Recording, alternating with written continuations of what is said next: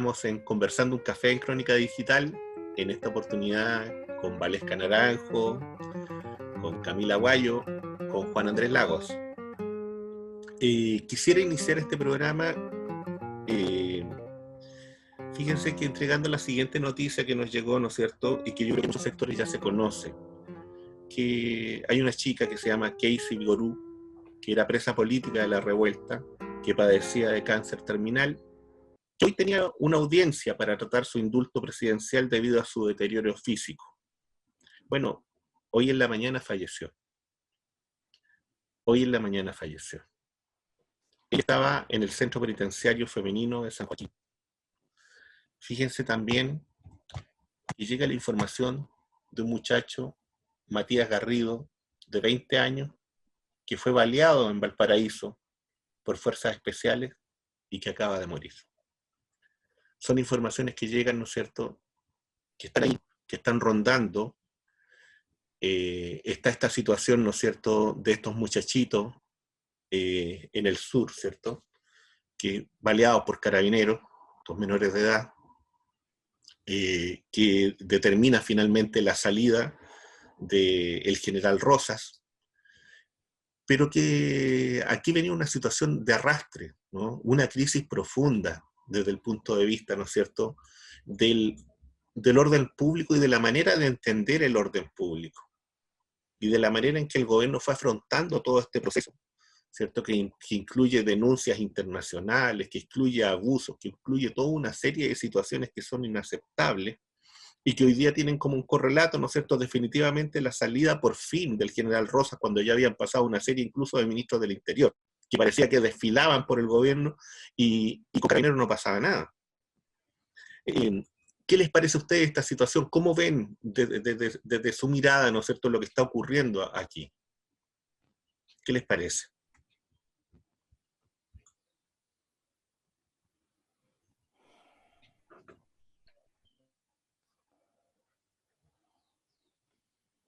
¿Sí? ¿Cuál de las dos?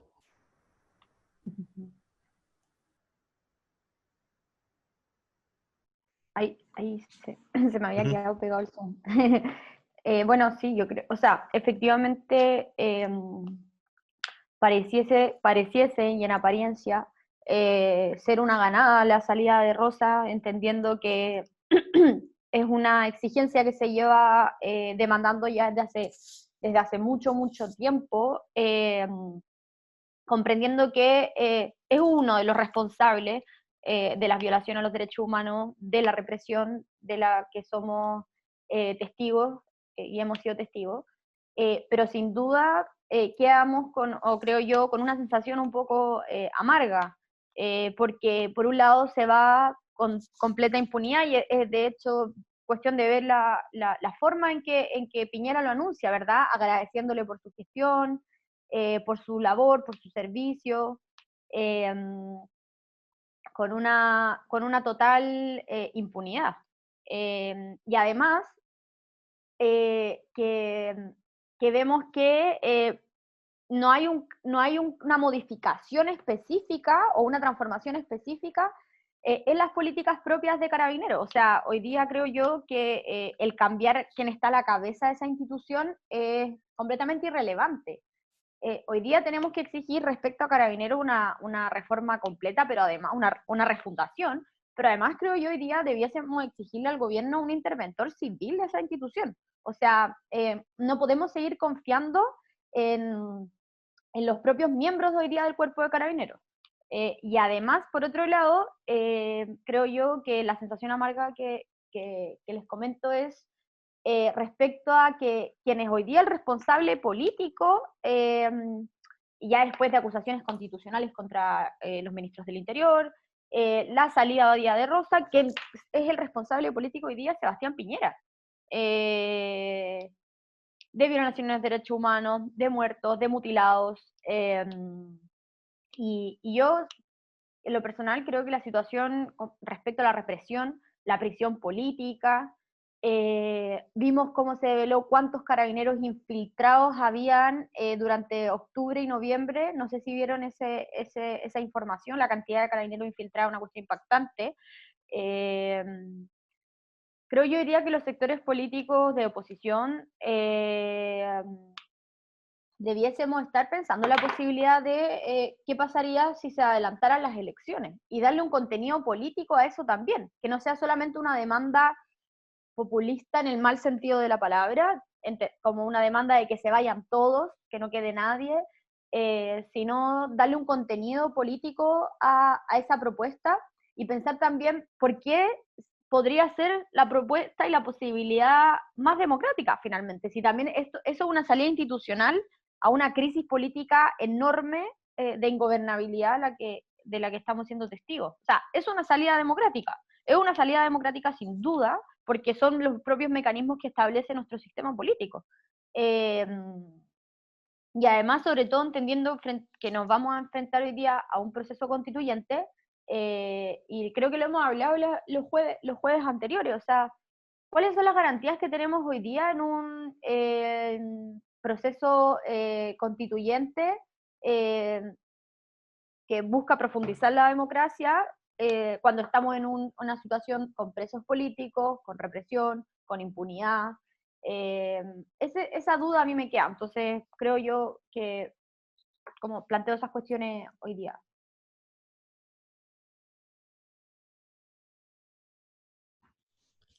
Sí, o sea, muy de acuerdo con lo que plantea la Camila. Yo creo que, bueno, como decía el dicho, todo puede ser peor.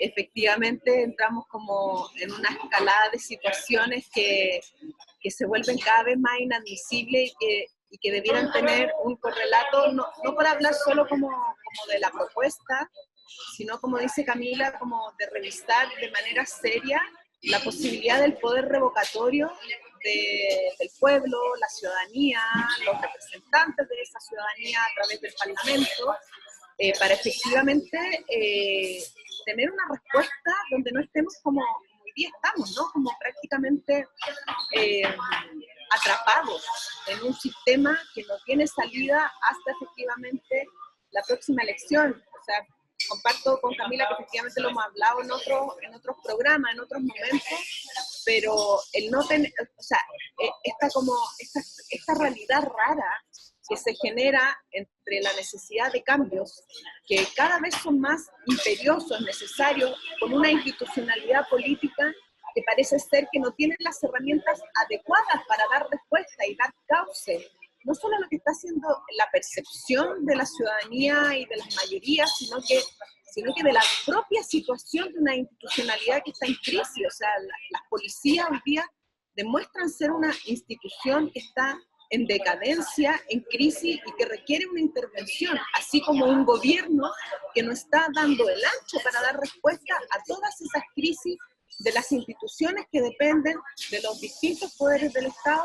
Y entonces esa crisis mayor parece ser que va en una lentitud de respuesta que desde la ciudadanía y desde los otros espacios de poder político, de poder popular, como este poder que está en la calle reclamando por cambio, necesitamos herramientas y puentes de conexión entre esas dos temporalidades que hoy día no están sucediendo. Y si estas crisis siguen como agudizándose y presentándose en el camino, o sea, uno dice, ¿cómo es posible que Carabineros haga lo que haga con los niños del Sename ayer, en la jornada de ayer, en la crisis que además ya está Carabineros? O sea, ¿cómo es posible que esa institución se permita una cosa de ese tipo? ¿Y cómo entonces, y cómo reacciona la cadena de mando, etcétera? ¿Cómo reacciona el Ministerio del Interior? Entonces, tenemos un problema muy profundo ahí, muy profundo de cómo se está mirando, de cómo se está actuando, que da cuenta de que esto se vuelve cada vez más insostenible. Yo creo en esa línea, comparto absolutamente lo que plantea Camila, proponerse de manera seria, generar propuestas no para este tipo de situaciones, sino que efectivamente para una salida que permita o adelantar elecciones o tener poder de revocación de la autoridad cuando ya las muestras de la crisis institucional llegan a este nivel. Y creo que es urgente la exigencia de una reforma a las policías que claramente no está dando el ancho tampoco con el proyecto o propuestas de reforma que se anunciaron la semana pasada para Carabineros. O sea, insisto, no es posible que estas situaciones sigan sucediendo en el tipo de crisis que se ha declarado y con los esfuerzos que hay que hacer para intervenir y cambiar la situación de Carabineros y de la policía en general. Yo creo que eso no solo es una exigencia urgente al nuevo ministro del Interior, sino que si el ministro del Interior no es capaz de dar respuesta, efectivamente ingresamos de nuevo en un escenario donde va a haber que tener otra acusación constitucional, va a tener que salir toda la ciudadanía a la calle nuevamente a exigir estos cambios de este último tramo del síndrome del pato cojo o de un gobierno que ya no gobierna. Entonces, de verdad, yo creo que la situación está girando a niveles de gravedad en los que hay que poner mucha atención, mucha alerta, mucha energía para construir caminos de salida con la ciudadanía, pero también institucionales, y con eso quiero decir institucionales y políticos. Creo que eso urge.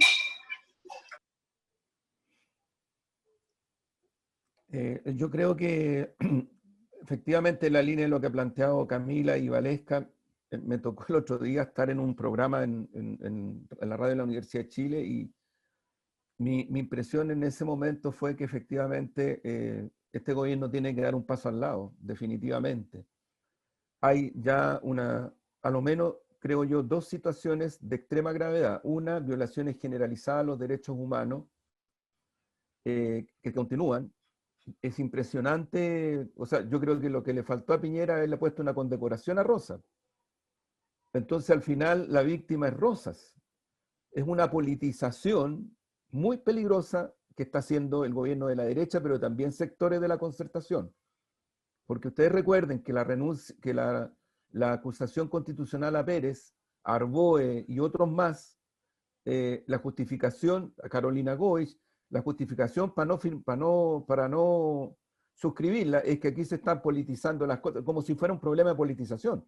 Se quedaron pegados y es brutal que no asuman también sectores de la concertación que aquí hay un tema de violación a los derechos humanos cada día más grave. Y por tanto este es un gobierno que ya cayó en una situación en donde la vigencia de los derechos humanos no la está garantizando en lo mínimo de lo mínimo. Eso es lo primero. Y lo segundo es que creo que la situación social está llegando a niveles extremos. O sea, aquí hay una desigualdad, aquí hay una situación de pobreza que crece, pero también volvemos a una situación muy parecida a la de marzo, que el colegio médico, que las trabajadoras y trabajadores de la salud que han salido a protestar en estos días, los organismos sindicales de trabajadores y trabajadoras de la salud, agrupados en torno a la mesa de coordinación nacional de la CUT, que además lleva el nombre de Salvador Allende, han estado hasta hoy en paro, en protesta, exigiendo no solamente cambios desde el punto de vista socioeconómico para ellos, sino que cómo se está enfrentando a la pandemia. Entonces, yo creo que hay a lo menos ya 3 situaciones de extrema gravedad que hacen de que esto no da más. Y me parece de que sobrepolitizar por parte de sectores de la llamada oposición esta demanda nacional de que el gobierno renuncie y que se adelante la elección y se cambie el gobierno, a mí me parece grave. Porque detrás de eso, lo que yo creo, Valesca, Camila y Omar, es que en esos sectores de la oposición lo que se trata de instalar es que hay que reponer la política de los acuerdos con este gobierno. Y reponer la política de los acuerdos con este gobierno está llevando a las consecuencias que está viviendo la mayoría del país en este momento. Entonces no hay espacio para reponer ningún tipo de consenso con este gobierno. No hay, no es que uno no lo quiera, es que no hay. Entonces, me parece que ese es el escenario real. Ahí me quedo.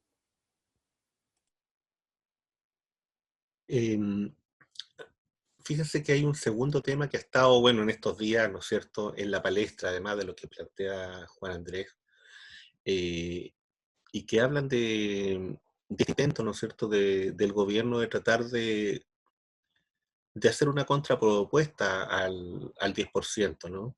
Y de tratar de tomar la agenda, en el fondo, la agenda política, de tratar de desvirtuar también la propuesta, ¿no es cierto?, elaborada desde la Cámara de Diputados. Y desde otro punto de vista también, ¿no es cierto?, este alegato, ¿no es cierto?, del mundo empresarial, hecho en la SOFOFA, ¿no es cierto?, con bastante descaro por lo demás, en donde se carga exclusivamente a un sector, ¿no es cierto?, que sería en este caso el Congreso, sobre todos los males de la República, y no haciéndose cargo en nada, ¿no es cierto?, de lo que ellos tienen de responsabilidad, y de responsabilidad principal en esta crisis que el país tiene. O sea, ellos no se hacen cargo de las farmacias, ellos no se hacen cargo de Ponce Lerú, ellos no se hacen cargo de nada. Aquí no pasa nada. ¿Y cómo ven ustedes esta situación, no es cierto? Pensando en esta discusión política profunda que se ha dado también desde la perspectiva de este segundo retiro del 10%. ¿En qué sentido lo digo? Porque también aparecen voces, ¿no es cierto?, que dicen, mire, ¿sabe qué? La izquierda o los sectores de izquierda están buscando salidas, ¿no es cierto?, a los Friedman, salidas individuales. Y pareciera ser que esa fuera una línea, ¿no es cierto?, de acusación ideológica, que para mí tiene un contenido bastante extraño, porque, y voy a hacer el símil, es como cuando ciertos sectores de las izquierdas, en el contexto de principios, de mediados de los 90, ¿no es cierto?, venía y decía, lo que pasa es que aquí hay reformistas y aquí, ¿no es cierto?, estamos los revolucionarios, y resulta que no hay situación revolucionaria. Y frente a eso, ¿no es cierto?, esa discusión hiperideológica queda desfasada. Bueno, yo creo que esta misma discusión queda desfasada porque estamos en una totalidad. La totalidad, ¿no es cierto?, es que hay AFP. La totalidad es que hay un modelo, ¿no es cierto?, que es tremendamente individualista y centrado, ¿no es cierto?, en el economicismo, y en donde el Estado no ha dado ninguna respuesta. Y entonces la salida que se busca, la única salida posible, aparente en este minuto, es recurrir a ese tipo de fondos. Por tanto, la discusión es otra. Yo no sé si ustedes están de acuerdo con eso, o cómo lo ven ustedes esta discusión, ¿no es cierto?, porque ha llegado a una discusión ideológica también.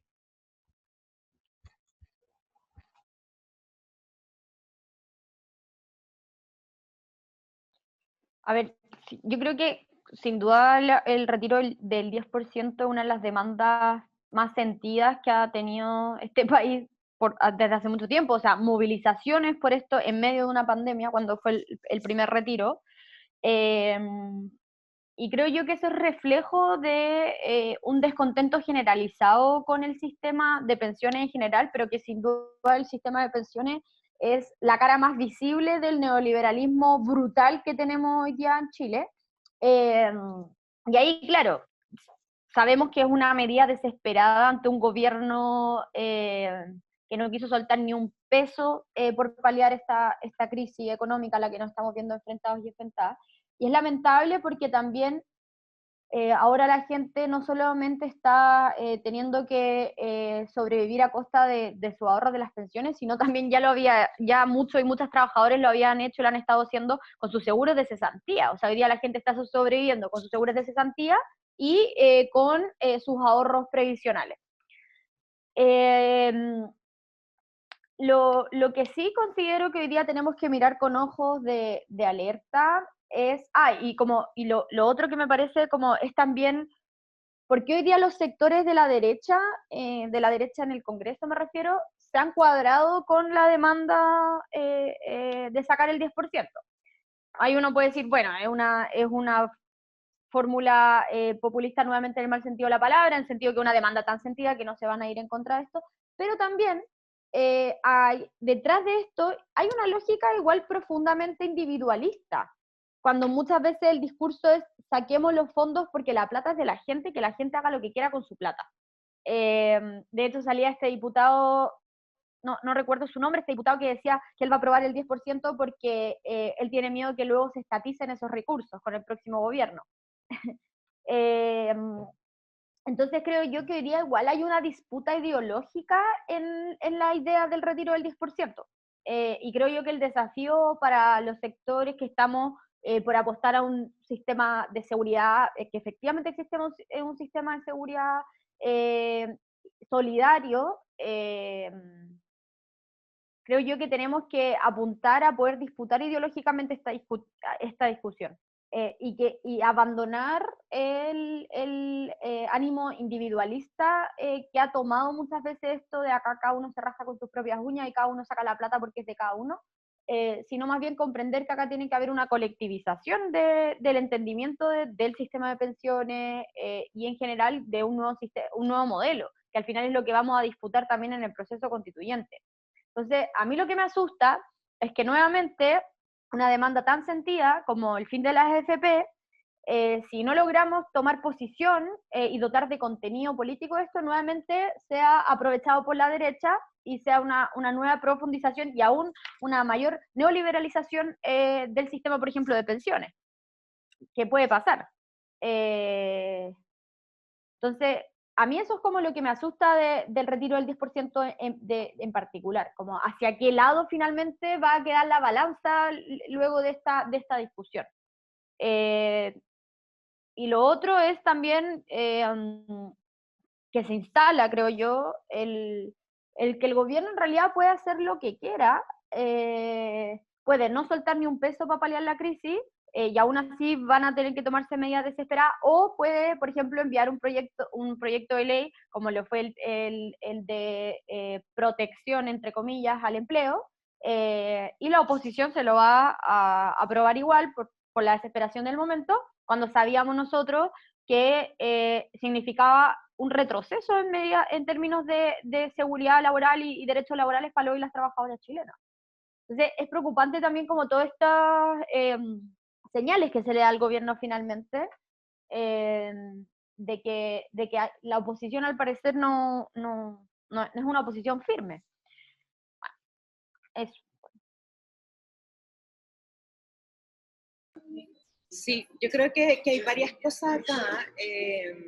Efectivamente, la tesis de que los fondos de pensiones eran fondos que le pertenecían a todos los trabajadores a propósito de que esto era un sistema de ahorro obligatorio y no un sistema de pensiones propiamente tal, fue una tesis a propósito de que fue una campaña de No Más AFP en conjunto con la Fundación de la Casa Común. En esa oportunidad me tocó participar, por eso lo menciono, y que tenía como objetivo el horadar en la propia lógica en que se había sostenido o creado este sistema de AFP, de capitalización de los grupos económicos, o sea, de financiamiento de los grupos económicos a través de la plata de los trabajadores. Y se creó este mercado de los fondos de pensiones en dictadura, como lo sabemos, y como ese es un mercado, la lógica que se usó para exigir esos fondos como propios del trabajador, efectivamente tenía una cara que es, como esa es la propia lógica del mercado, claro, por cierto es individualista, pero el juego que tenía, la idea de instalar esa posibilidad, era hacerle una mella al propio sistema en su propia lógica, en el sentido de además demostrar que no es un sistema de pensiones propiamente tal, sino que es un sistema de ahorro, y en tanto el derecho a la propiedad, que se defiende tanto en esta constitución actual, bueno, porque ese derecho de propiedad es solo para unos, o para un tipo de propiedad, y no para todas las personas, todos los trabajadores. Y entonces ahí yo creo que hubo un punto de inflexión y que yo creo que sí ha sido exitoso en la línea de problematizar y generar una discusión nacional respecto del sistema de pensiones que tenemos, que nuevamente, así como lo vimos en la educación, como lo vemos en la salud permanentemente, aquí no hay un derecho garantizado de parte del Estado y de nuestro orden político, social y económico como nación, como país, sino que lo que tenemos es un derecho convertido en bien de consumo sobre el cual se regula a través de una lógica de mercado. Y lo más contradictorio de este mercado que se ha creado es que además el producto para el cual se creó este mercado, que era para otorgar mejores pensiones o otorgar pensiones a secas, ha sido muy deficiente, no tiene éxito en la entrega de pensiones dignas y suficientes a los trabajadores. Es eficiente para ir a transar el mercado de capitales, ¿no es cierto? Pero no es, o sea, es eficiente para el mercado en ese sentido y para los grupos económicos. pero no es eficiente para los trabajadores que somos quienes sostenemos ese sistema. Entonces, creo que esa contradicción y ese planteamiento ha permitido la discusión, ha permitido reinstalar con más fuerza que en este ámbito necesitamos un sistema que garantice el derecho y no un mercado que haga de este derecho un bien de consumo, cuestión que para mí es bastante clara a propósito de cómo instalamos derechos sociales en el próximo cambio constitucional y en nuestra convención.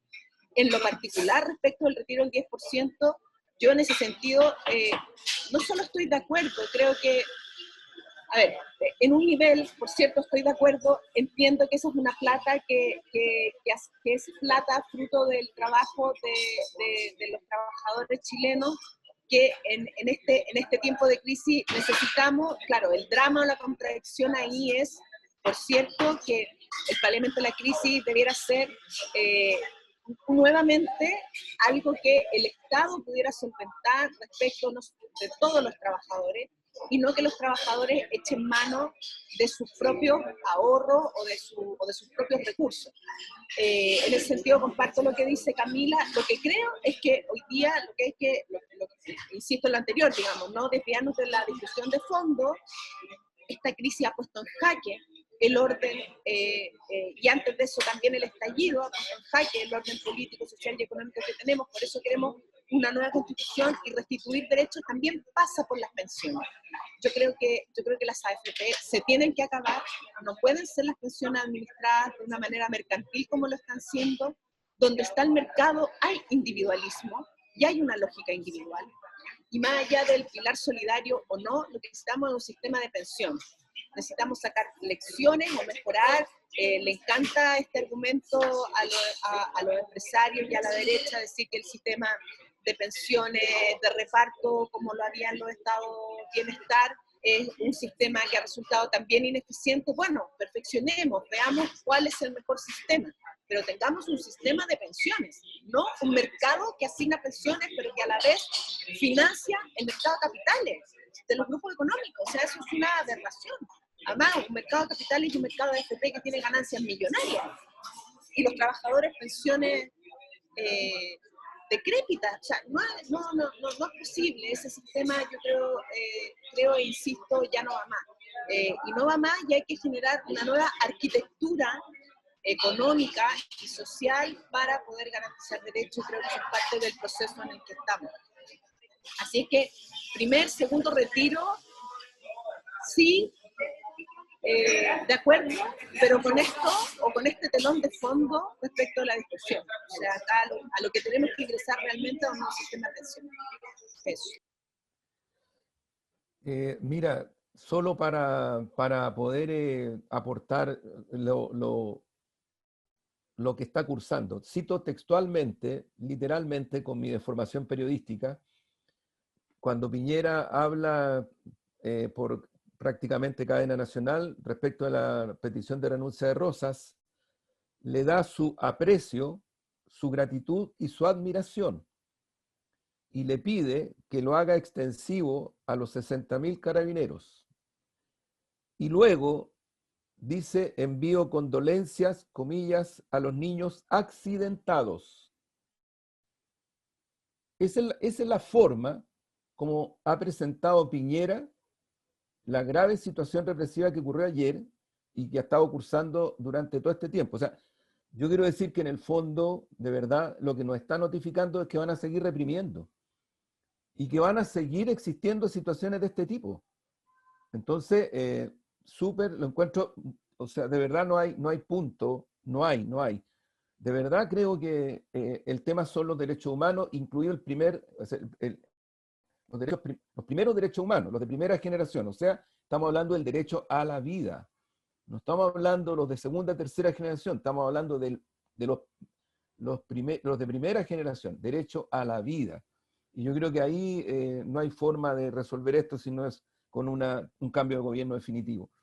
Sobre el tema planteado, Omar, solo dos cosas. Una, a mí me preocupa de sobremanera, lo hemos conversado otras veces, la negociación que está en curso en el Senado, donde hay senadoras y senadores del Partido Socialista, de la Democracia Cristiana, del PP en una negociación con el gobierno en donde lo esencial es mantener la arquitectura de la AFP y hacerle reformita, en fin, y concentrar allí todo. A mí me parece que eso es de verdad otra bofetada gravísima y creo que hay que develarla y que quede claro que se está cursando eso en el Senado. Y lo tercero es que yo comparto la visión de Camila y la visión de Valesca. Conversando con Luis Messina y conversando con otra gente que han estado vinculados, así como Valesca, a todo este movimiento que es muy fuerte en Chile por el no más AFP, en el fondo por cambiar el sistema previsional, porque eso ha implicado movilizaciones de millones en las calles, implicó un plebiscito donde participaron 1,5 millones, creo, de personas que dijeron no más AFP y por un sistema previsional distinto, en fin. A mí me parece que es imposible que tú generes un sistema previsional que permita dar pensiones dignas a Chile si no cambias estructuralmente la relación de poder que tiene el capitalismo transnacional a través de los bancos con el sistema de previsión. ¿Por qué?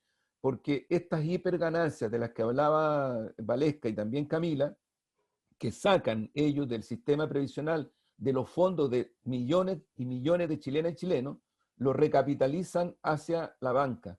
Y de ahí sale para afuera. Y esas son las ganancias que son de miles de millones de dólares. O sea, ni siquiera en pandemia eso ha bajado. La última información que hay es que, si no me equivoco, y a lo mejor me equivoco, las tasas de ganancia llegan a 300 o más millones de pesos al día. De una AFP, no de todas, de una AFP. Entonces creo que estamos frente a un negocio, nunca hemos estado frente a un sistema previsional. Siempre ha sido un negocio brutal. Y creo que la forma concreta de terminar con ese negocio es quitarle poder a los que son propietarios de este negocio, la banca y las transnacionales. Si no se les quita y solo se mantuviera, por ejemplo, como derecho social, una pensión digna, y tú no tocas a los dueños del negocio, esto va a ser un chiste, una bofetada más. Y creo que por lo tanto hay que empujar el carro en esa dirección. Es absolutamente imposible hacer algo distinto. Por ahí me quedo.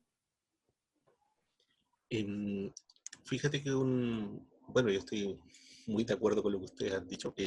Quisiera colocar un tercer tema que a mí me parece que es muy relevante lo que está ocurriendo en este tiempo, ¿no? Juan Andrés algo comentaba en relación con eso, y que tiene que ver con con este intento, con esta forma, ¿no es cierto?, que tiene llamémoslo, como se ha llamado, el Partido del Orden, o estos sectores, ¿no es cierto?, conservadores que operan a través de los medios de comunicación, que operan a través de diversas formas y estilos, presionan, ¿no es cierto?, y que quieren volver a instalar al Senado como un espacio, ¿no es cierto?, de cocina política, que quieren volver a instalar al Senado, ¿cierto?, a través de algunos nombres, por lo demás bastante desprestigiados, como el senador Pizarro, como el senador Letelier, por situaciones que se arrastran, ¿no es cierto?, que tienen que ver con esta descomposición del mundo político producto de su colonialidad con el mundo privado. Y cómo ellos aparecen, ¿no es cierto?, como los operadores de estos nuevos acuerdos, como los operadores, ¿cierto?, de estas nuevas visiones, y por tanto también en rechazo y en incomodidad junto a otros, ¿no es cierto?, frente a esta propuesta que han hecho un número de diputados de tratar de cambiar los dos tercios, ¿cierto?, de tratar de ver cómo, ¿no es cierto?, discutimos este acuerdo que se hizo, por cierto, a espaldas de la gente, ¿cierto?, que logró, por lo demás, es cierto, un plebiscito, pero bastante encadenado, y en donde se quiere, a partir de esta presentación, ¿no es cierto?, abrir el debate político sobre por qué razones tendrían que justificar, ¿no es cierto?, que un tercio de la población tuviera derecho de veto. ¿Bajo qué razones políticas? ¿Bajo qué razones sociales? Y en ese sentido transparentar la discusión. Bueno, eso ha sido acusado casi como golpe de Estado, eso ha sido acusado casi como una cuestión, ¿no es cierto?, que es una falta de respeto, que sería una traición al voto ciudadano, ¿no es cierto?, del 25, lo que a mí me parece no solamente una exageración, sino que creo que además de eso no se condice con la situación política en la que estamos viviendo, en donde lo que se necesita es transparencia, lo que se necesita, ¿no es cierto?, es que los personeros políticos y quienes están en el ámbito de la política vengan, ¿no es cierto?, y se abran y entreguen sus opiniones en forma clara y abierta. Y ya basta de ocultar, ya basta de trasvestirse, ya basta de disfrazarse, sino que de hablar con claridad. Y creo que en ese sentido el proyecto, en ese sentido a mí me parece que está bien encaminado, más allá de que resulte o no. ¿Cómo ven ustedes eso? ¿Cómo ven ustedes el pulso político a partir de esto? Y de cómo han reaccionado, en definitiva, ¿no es cierto?, estos sectores que llamémoslo el Partido del Orden, este grupo, ¿no es cierto?, que son los ABC1, el 20%.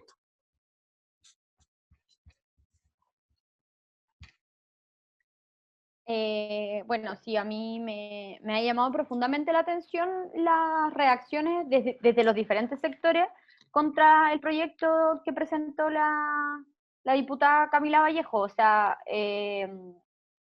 porque las críticas se hicieron sentir desde la derecha más dura hasta sectores del Frente Amplio, ¿verdad? Y un poco con la misma lógica, como diciendo que acá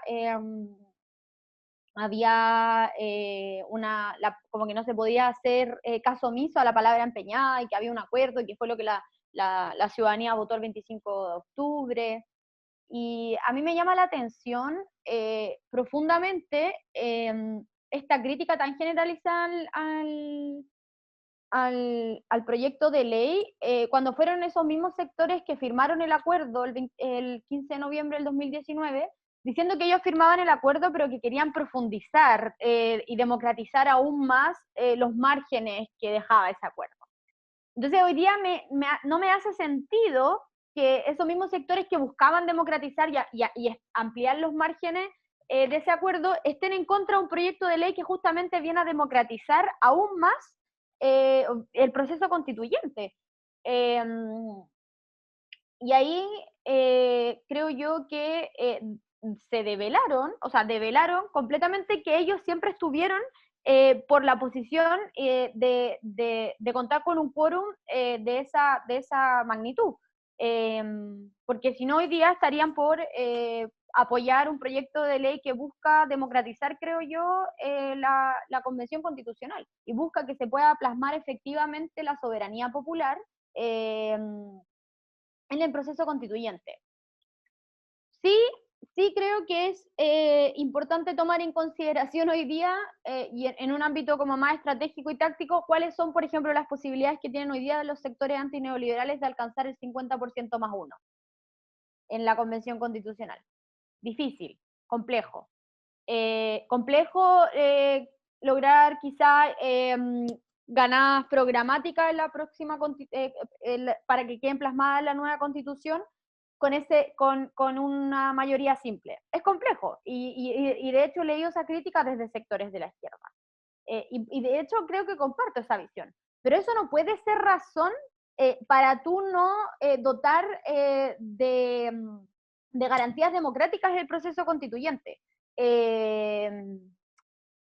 Y es lamentable las posiciones de sectores como Revolución Democrática, el Partido Liberal, etcétera, porque al menos en lo personal considero que debiesen ser sectores hoy día que apuesten por un ejercicio de soberanía en el proceso constituyente.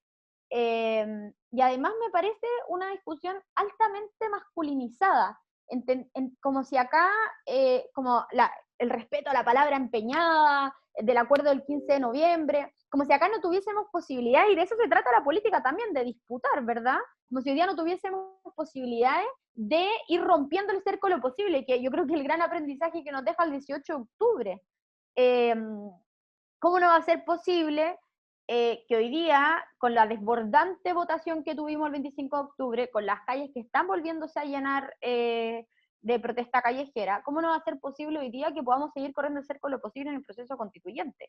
Entonces me llama profundamente la atención desde esos sectores del Frente Amplio que no solo tenían como resquemores contra el proyecto, sino más bien salieron a rechazarlo muy tajantemente y muy duramente. Y lo que sí creo yo es el tema que les decía, como lo estratégico, ¿no?, que resulta eso para la izquierda, las posibilidades que hay de alcanzar una mayoría simple. Pero igual creo que esa no puede ser la razón de fondo de por qué no impulsar un proyecto de esta categoría.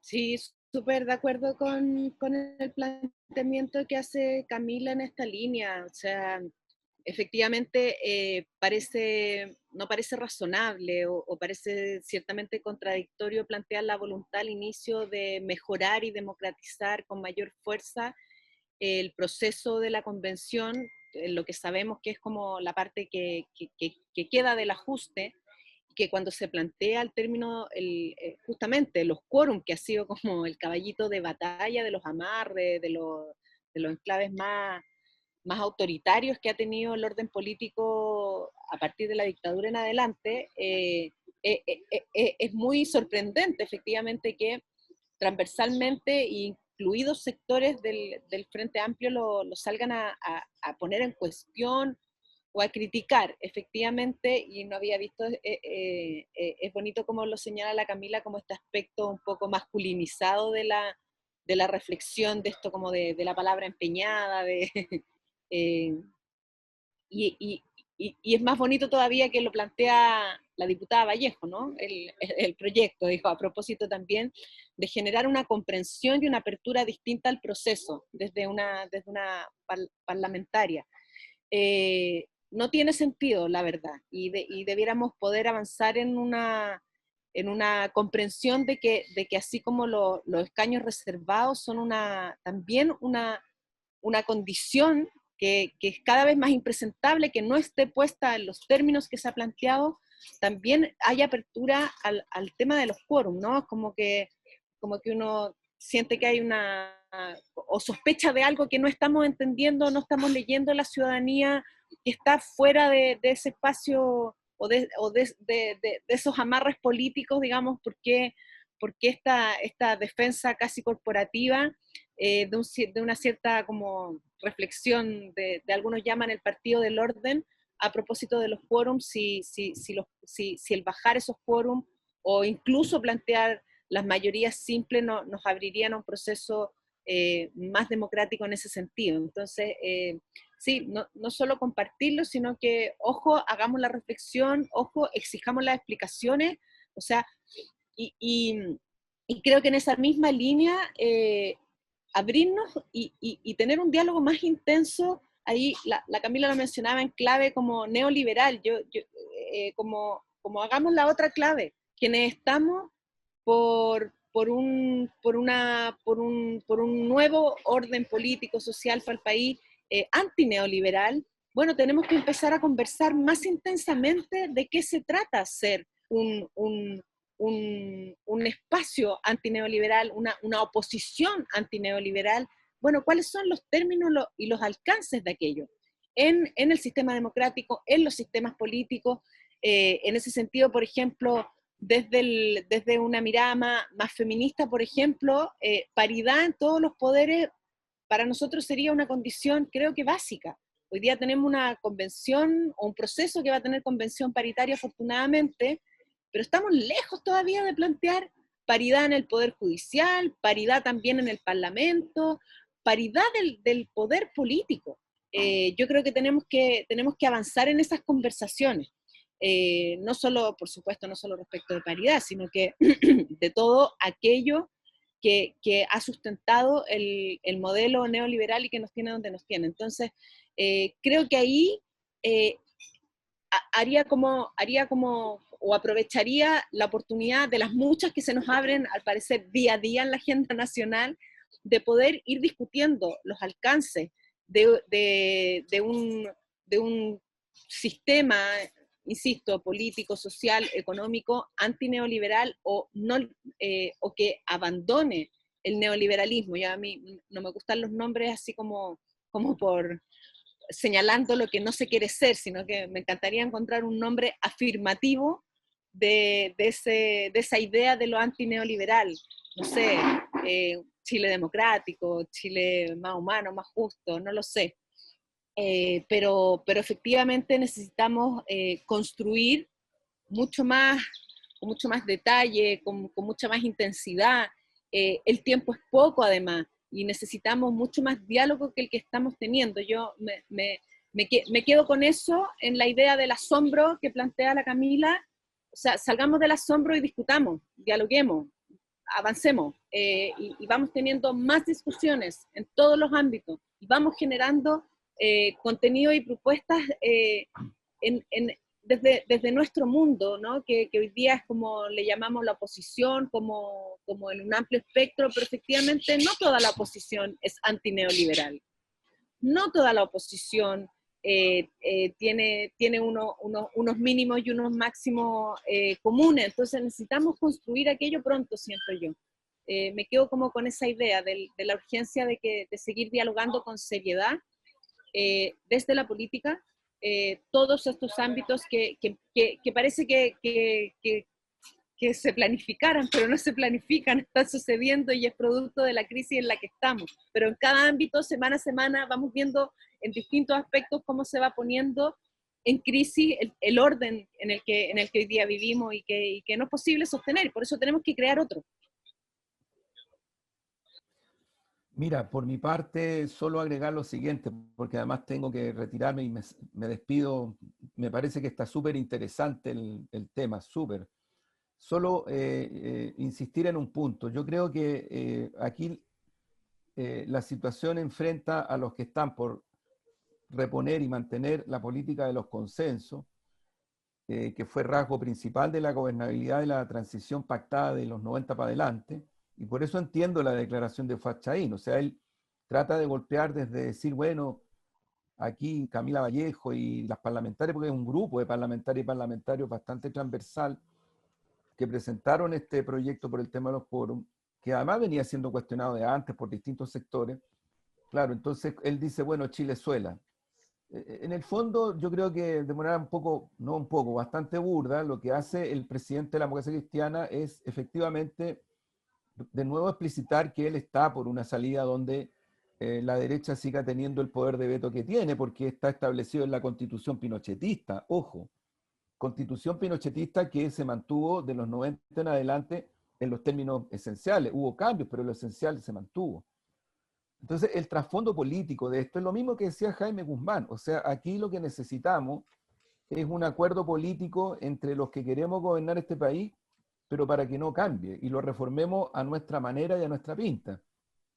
Y entonces está hablando de la derecha y está hablando de lo que era en ese momento el centro político y está hablando del resultado de esa gobernabilidad. Entonces, creo yo que en el fondo eso está enfrentándose a un tremendo impulso muy democrático, muy de mayorías, muy popular, en donde lo que se busca es establecer como condición sine qua non de la democracia la soberanía popular. Y creo que ese factor es un factor que yo he escuchado a Valesca, a Camila en programas anteriores, me parece extraordinariamente importante y necesario. En otro momento nosotros le llamábamos el poder popular, pero yo creo que a lo mejor lo restringimos mucho. O sea, en el fondo dijimos el poder popular en la izquierda, no sé. Yo creo que el poder popular tal cual, o sea, poder popular significa que en el fondo tú restituyes y avanzas con las mayorías nacionales, no con los que están, entre comillas, de acuerdo contigo, y los partidos tendremos que interactuar y aprender de esas mayorías nacionales. Y yo creo que la calle hoy día, las redes, los territorios, los sindicatos, en fin, o sea, yo diría que hay una enormidad tan hermosa e intensa de expresiones populares que creo que la tarea, con mucha humildad digo, de los partidos emancipadores, de la fuerza emancipadora, es ayudar en una sinergia donde también hay mucho que aprender de este proceso, y sin ningún sentido así como de querer abuenarse con alguien, ¿eh? Sino que más bien en la lógica de la construcción de esta soberanía que tiene que ser crucial en el proceso constituyente y en todos los ámbitos en el Chile que viene y el Chile que está construyéndose de aquí para adelante. Creo que por ahí está la clave y y siento que ese proyecto, igual que otros, igual que otras acciones que no son proyectos, pero que están cursando en la sociedad, por ejemplo, los cabildos, las asambleas autoconvocadas, muchas ollas comunes que se transforman en espacios de acción política, donde conozco de varios casos, Valesca me comentaba de uno, pero hay muchos casos de procesos de esa naturaleza donde esa ciudadanía pide que alguien de esos sectores se transforme en constituyente, porque sienten que ahí está la representación. Me parece positivo, extraordinario, y hay que mirarlo en esa dimensión. Y bueno, sigan porque está súper interesante, pero me tengo que retirar ahora, así que estén muy bien. Chao. Bueno, Chao, Juan Andrés. Chao, chao. Valesca, Camila, ¿algo que agregar a lo que plantea Juan Andrés? Y con esto terminamos con esto. ¿Alguna cosa? No, creo que como para ir cerrando también, agradecer como siempre la invitación. Siempre me voy con ideas nuevas en la cabeza para ir pensando. Pero sin duda creo yo que hoy día tenemos que dotar de contenido la propuesta y la exigencia de que este gobierno no da para más, que sin duda demostrar que hoy día esa exigencia, esta demanda es una salida democrática, que es una opción que nos da nuestro propio sistema político, y que esta salida democrática busca, si no, poder profundizar aún más la democracia y que la soberanía vuelva al pueblo, ¿verdad? Y creo yo que es relevante plantearlo así para también disipar esta caricaturizaciones, como decía Juan Andrés también, que muchas veces cae el centro político. Así que eso.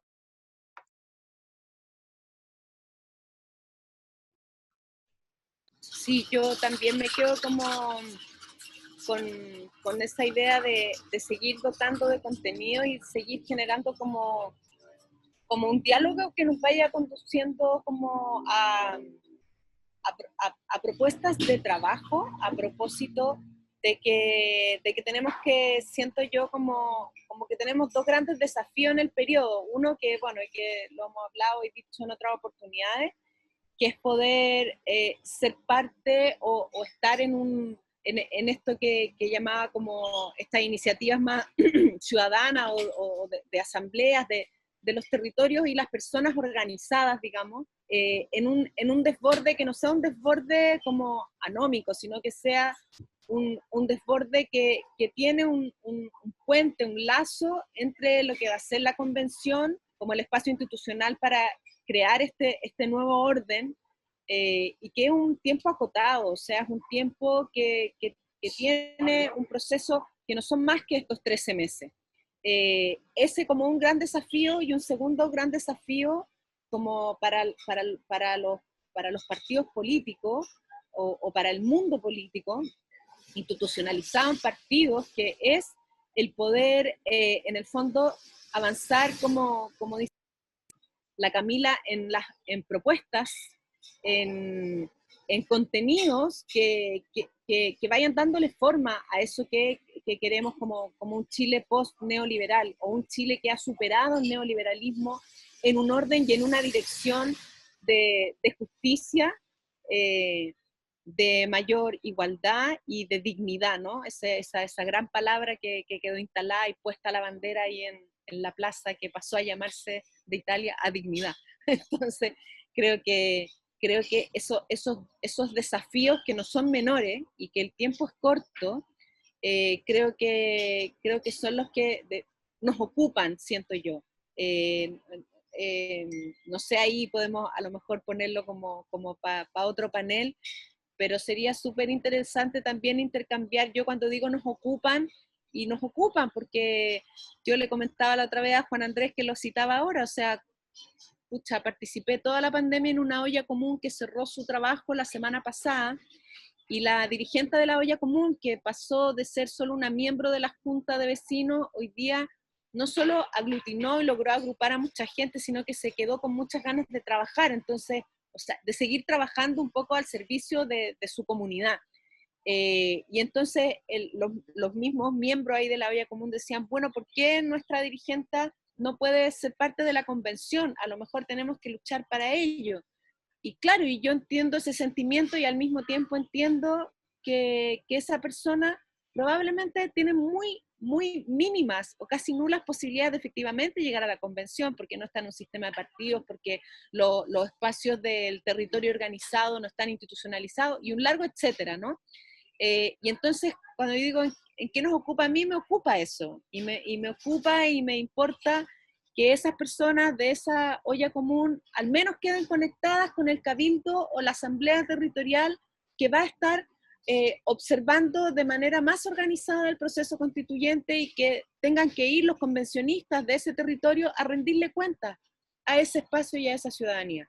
Yo creo que ahí tenemos una pega importante que hacer. Y por otro lado, los convencionistas y los partidos políticos que están dedicados a aquello, entonces puedan construir o incluso co-construir con esa ciudadanía los contenidos, las propuestas, las luchas que se van a llevar en la convención. Y por eso entonces es importante que sea lo más democrática posible, y por eso importa que tengamos escaños garantizados para los pueblos originarios, y un etcétera ahí que debiera hacernos transitar hacia un país mejor, porque yo soy optimista.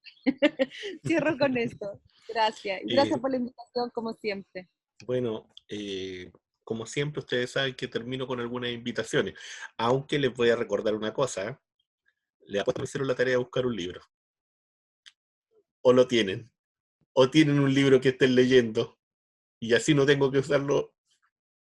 Si tienen alguno... ¿Cómo? Yo tengo un libro que amé cuando lo leí, no lo estoy leyendo, pero lo leí. ¿Ya? ¿Cuál? Se llama El Don. Uh-huh. Es de un chino que no sé cómo se pronuncia, pero se escribe Mia Jia, con J. Yo en mi cabeza siempre lo he leído como Mia Jia, pero a lo mejor no se pronuncia así. O Mai Jia, eso, Mai Jia. No es Mia, Mai. Después puedo traer la referencia con editorial, pero se llama El Don, y es la historia de un matemático, desde pequeño, un matemático huérfano, muy incomprendido, y es como la historia de su vida. Muy bonita, interesante, y tiene eso de la literatura china o de ese lado del planeta, porque la japonesa también tiene algo así, que es como que casi te lleva como lentamente a sentir los olores, ver los colores de esos espacios. A mí me gusta mucho la literatura oriental, así que ahí dejo esa recomendación, El Don. Camila. Yo, bueno, ahora me estoy leyendo un libro de Alejandro Zambra, escritor chileno. No leer se llama en realidad, son varios textos breves de él, y me ha gustado mucho, como que lo voy leyendo en el metro y son textos breves, y me gusta mucho cómo escribe él. Siento que retrata muy bien a la sociedad chilena, y aparte una sociedad chilena como noventera, como, no sé, interesante. Y justo hoy día me compré este libro de poemas de Zurita, lo tengo acá, que me encanta Zurita, y desde hace un par de años que me estoy como obligando a leer poesía, que creo que no lo tenía nada incorporado. Así que me gusta. Bueno, invitar a quienes nos escuchan, a quienes nos ven, al Café Crónica Digital, Maturana con Huérfanos. Ya saben, buena conversación, cafecito, qué sé yo. Y la segunda invitación, mira, concordamos Camila con Zurita. Tengo un libro que se llama Verás, que es una recopilación de poemas de Raúl Zurita, y lo hizo la Biblioteca Nacional. Lo hizo el año 2017, lo pueden encontrar ahí. Es un muy bonito texto, una muy buena factura, y creo que a un precio que es bastante asequible, y en donde uno puede conocer gran parte del trabajo de nuestro premio nacional, premio Reina Sofía, qué sé yo, premio iberoamericano, premio poeta.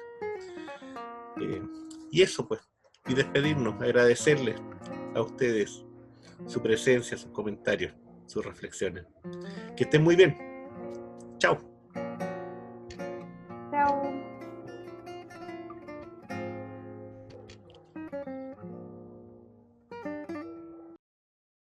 Canción del arroyito, y siento como brilla más el sol. Estoy contenta, ya no sé qué es lo que siento. Voy cantando. que besa la flor por la mañana, como palomita que deja su canto en la sabana. Voy contenta, ya no sé qué es lo que siento, voy cantando como el río y como el viento. Me pongo a cantar, no puedo explicar qué es lo que siento, que me muero por las ganas de bailar.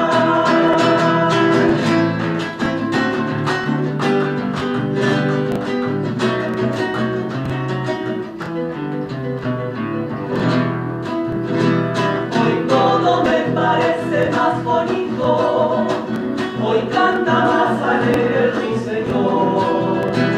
Hoy siento la canción del arroyito y siento como brilla más el sol. Hoy todo me parece más bonito, hoy canta más alegre el ruiseñor. Hoy siento la canción del arroyito y siento como brilla más el sol. Estoy contenta, ya no sé qué es lo que siento, voy cantando como el río y como el viento, como el colibrí que besa la flor por